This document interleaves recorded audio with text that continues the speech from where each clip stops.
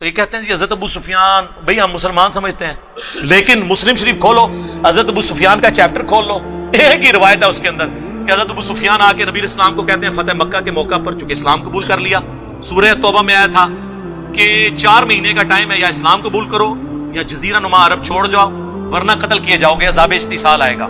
یہ طلقاء ہیں، مسلمان ہو گئے رضی اللہ عنہ، ہم مطلب ان کا اس اعتبار سے احترام کرتے ہیں، لیکن صحابہ کرام کو ہضم نہیں ہوتا تھا کہ یار پوری زندگی انہوں نے جنگیں کی ہیں، آخری اوور میں آ کے یہ مسلمان ہو گئے، تو وہ ان کے ساتھ نہیں بیٹھتے تھے۔ ظاہر ہے کہ ان کے باپ دادا مرے ہوئے تھے ان لوگوں کے ہاتھوں۔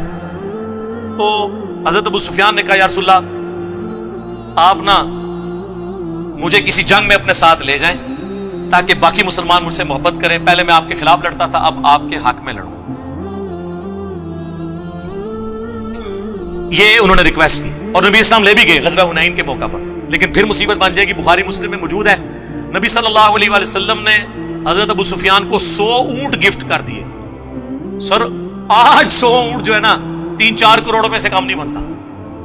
تو انصار مدینہ آپس میں چیما گوئیاں کرنا شروع ہو گئے، بخاری مسلم دونوں میں ہے کہ ابھی تو قریش کا خون ہماری تلواروں سے ٹپک رہا ہے، اور نبی الاسلام نے بجائے انصار کو مال غنیمت دینے کے اپنے انہی دشمنوں کو 100 اونٹ دے دیے۔ مسلم میں تو بڑے سخت الفاظ ہیں، چند جو نوجوان تھے، نوجوان ذرا زبان کے تیز ہوتے ہیں نا، انہوں نے کہہ دیا اس شخص پہ اس کے قبیلے کی محبت غالب آ گئی ہے، یعنی رسول اللہ کے بارے میں۔ ابھی کلمات کفر تھے، لیکن حضور کو وحی کے ذریعے اللہ نے بتایا، حضور نے ان کو بلا لیا، تم نے یوں کہا ہے۔ سینئر بیچ میں بڑا ان کا یہ بچے ہیں جی، انہوں نے جذبات میں کہہ دیا، حضور نے ان کو نہیں ڈانٹا، معذرت کی، انہوں نے کہا اللہ اور اس کا رسول تمہارا عذر قبول کرتے ہیں۔ نبی علیہ السلام نے آگے سے عذر قبول کیا۔ پھر آپ علیہ السلام نے فرمایا اگر پوری دنیا ایک گھاٹی میں چلے اور انصار دوسری گھاٹی میں ان کے ساتھ چلوں گا، میرا جینا اور مرنا انصار کے ساتھ ہے، اگرچہ فتح مکہ ہو چکی لیکن میں واپس مدینہ جاؤں گا۔ کیا تم اس بات پہ خوش نہیں کہ لوگ دنیا کا مال لے جائیں اور تم اللہ کے رسول کو لے جاؤ؟ اللہ کے رسول کو لے کے جانے والے انصار تھے، دنیا کا مال لینے والے بنو امیہ تھے۔ اسی لیے بخاری مسلم میں حدیث ہے انصار سے محبت نہیں رکھے گا مگر مؤمن، انصار سے بغض نہیں رکھے گا مگر منافق۔ بخاری مسلم میں حدیث ہے انصار صبر کرنا میرے بعد اور لوگوں کو تم پر ترجیح دی جائے گی، تم صبر کرنا حتیٰ کہ حوض کوثر پہ آ کے مجھے ملنا۔ حوض کوثر پہ کیا ہوگا؟ سحقن سحقن لمن غیر بعدی، ان پہ پھٹکارو، ان کو مجھ سے دور کر دو جنہوں نے میرے بعد میرا دین بدل دیا۔ وہ اصحابی اصحابی والی حدیث جو انہوں نے امتی امتی بنا دی ہوئی ہے، امتی علی حدیث اللہ دانے، صحابی علی اللہ دانے، اور پھر ٹاپک اور طرف چل پڑے گا۔ اسی مسلم کی حدیث میں حضرت ابو سفیان نے کہا یا رسول اللہ ایک تو مجھے جنگ میں لے جائیں، دوسرا میرا یہ بیٹا جو معاویہ ہے یہ کتابت جانتا ہے، آپ اسے اپنا کاتب رکھ لیں، جس سے انہوں نے کاتب وحی نکالا ہوا ہے۔ اور راوی حدیث کہتے ہیں کہ ابو سفیان اگر حضور سے یہ ریکویسٹ نہ کرتا، حضور خود سے ان کو یہ کبھی یہ چیزیں نہ دیتے، کیونکہ وہ جو راوی تھا نا اس نے میری ویڈیوز دیکھی ہوئی تھی، ظاہر ہے یہی کہہ دیں گے یہ لوگ۔ انہوں نے کہا اس لیے کہ حضور کی یہ عادت تھی کہ آپ انکار نہیں کسی کو کرتے تھے۔ کاتب رکھوا لیا، یہ کاتب وحی اس طرح بھرتی ہوئی ہے سفارشی، اسی طرح ہی ہوئی ہے نا، اور اس میں کاتب کے الفاظ ہیں، کاتب وحی کے نہیں ہیں۔ صحیح مسلم میں ایک اور حدیث ہے، نبی علیہ السلام نے اپنے عباس سے کہا کہ معاویہ کو بلاؤ، میں اس سے کتابت کروانا چاہتا ہوں، وہاں بھی کاتب وحی نہیں۔ ایک دفعہ گئے، واپس آ گئے، انہوں نے کہا میں کھانا کھا رہا ہوں، دوسری بار تیسری بار، کتنا کھانا کھانا تھا؟ پھر نبی علیہ السلام کی مبارک زبان سے الفاظ نکلے خدا اس کا پیٹ نہ بھرے۔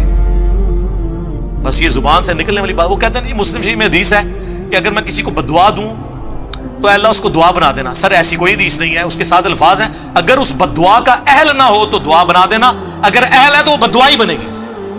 جی جن کو دعائیں لگی ہوئی ہیں نا وہ پتہ ہے ہمیں۔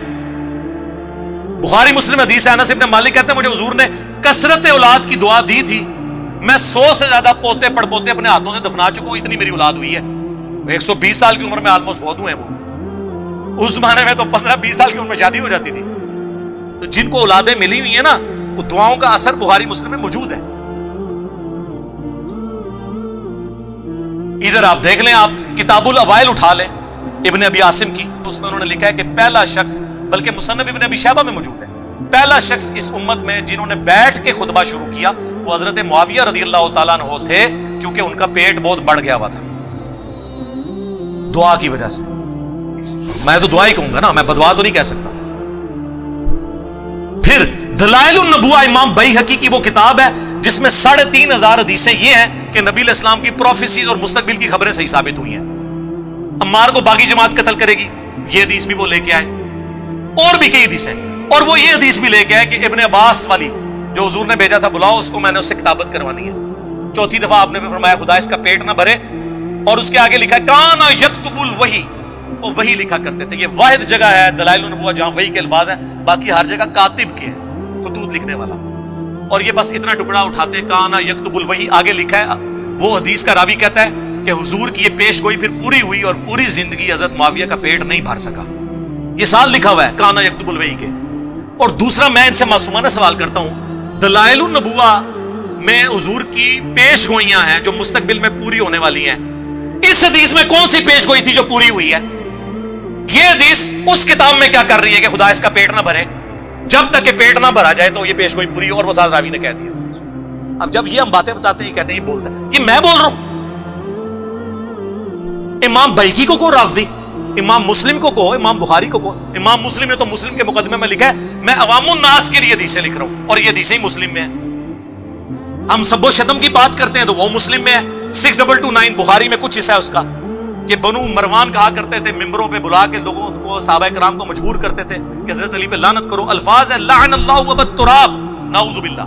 یہ کہتے ہیں سب کا مطلب تنقید ہوتا ہے. لعنت کے الفاظ مسلم میں موجود ہیں، مسلم میں موجود ہے. حضرت سعد ابن ابی وقاص کو مجبور کیا گیا، انہوں نے انکار کیا. اس پہ میرا لیکچر حضرت معاویہ 15 امام اہل سنت کی نظر میں، یہ میری ویڈیو آپ 2-2.5 گھنٹے کی دیکھیں، طبیعت آپ کی صاف ہو جائے گی. تسی بیٹھے کتے ہو؟ وہ باہر نکلو تو پتہ ہی نہیں دنیا بدل چکی ہے. خلفائے راشدین کے خلاف بغاوت کرنے والوں کو نبی علیہ السلام نے باغی کہا ہوا ہے. بخاری مسلم دونوں میں حدیث ہے. باقی صاحب ایک ایک پتھر اٹھا کے لا رہے تھے. عمار ابن یاسر نے 2 پتھر اٹھائے ہوئے تھے مسجد نبوی کی تعمیر کے دوران. 60 سال کی عمر، آلموسٹ 50 سے 60 کے درمیان، 2 پتھر اٹھائے ہوئے. حضور نے اپنے مبارک ہاتھوں سے داڑھی اور سر سے مٹی کو صاف کر کے کہا ہوا، اے عمار تو دین کے لیے اتنی خدمت کر رہا ہے، تجھے ایک باغی جماعت قتل کرے گی، تو انہیں اللہ اور جنت کی طرف بلا رہا ہوگا، اور وہ جماعت تجھے آگ کی طرف، دوزخ کی طرف بلا رہی ہوگی. حضرت عمار نے کہا اے اللہ میں اس فتنے سے تیری پناہ میں آتا ہوں. لیکن آزمائش تو ہونی تھی. ہم پوچھتے ہیں کس رضی اللہ عنہ نے، کس رضی اللہ عنہ کے کہنے پر عمار رضی اللہ عنہ کو قتل کیا؟ بتاؤ. امیر معاویہ کانفرنس کر رہے ہو، کرو، 100 دفعہ کرو. عمار ابن یاسر کی بھی ایک کانفرنس کرو. بتاؤ لوگ